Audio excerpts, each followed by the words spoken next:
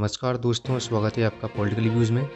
इस वीडियो में हम बात करने वाले हैं छत्तीसगढ़ विधानसभा चुनाव के ओपिनियन पोल के बारे में।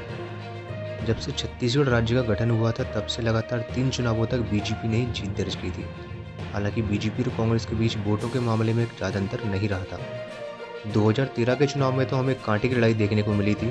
2013 में बीजेपी को 41% वोट मिले तो वहीं कांग्रेस के खाते में 40.3% वोट गए, यानी दोनों पार्टियों के बीच मात्र 0.7% वोटों का ही अंतर था।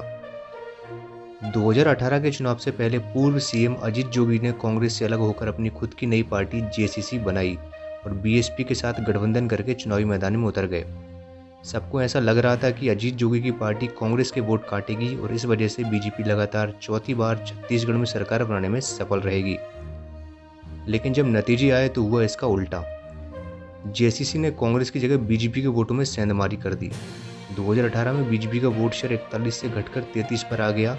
बीजेपी को पिछले चुनाव के मुकाबले 8% वोटों का नुकसान हुआ और तकरीबन इतने ही वोट अजीत जोगी की पार्टी जेसीसी को मिले। जेसीसी के खाते में 7.6% वोट गए। वहीं दूसरी तरफ कांग्रेस का वोट शेयर बढ़कर 43 पर पहुंच गया, जो कि बीजेपी से 10% ज़्यादा था। और वोट शेयर में इतने फासले का असर हमें सीटों में भी देखने को मिला। कांग्रेस पार्टी ने 68 सीटों के साथ प्रचंड जीत दर्ज की और बीजेपी का सुपड़ा साफ कर दिया। बीजेपी को 15 सीटें एवं जेसीसी बीएसपी गठबंधन को मात्र 7 सीटें ही मिल पाई थी।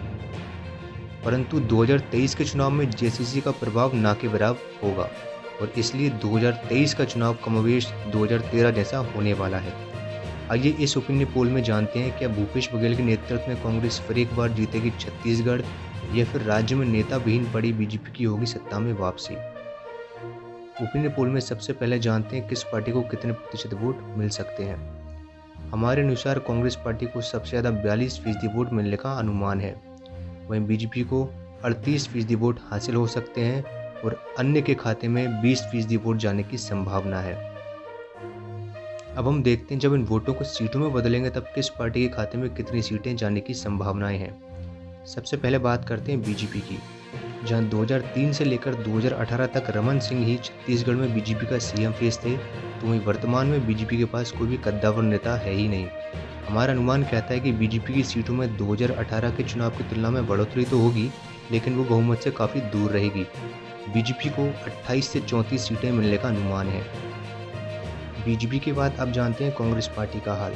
जब बाकी राज्यों के कांग्रेस के मुख्यमंत्रियों के खिलाफ कुछ वर्षों के भीतर ही गुस्सा पनपने लगता है, तो वहीं छत्तीसगढ़ में भूपेश बघेल के खिलाफ बिल्कुल भी नाराजगी नहीं है।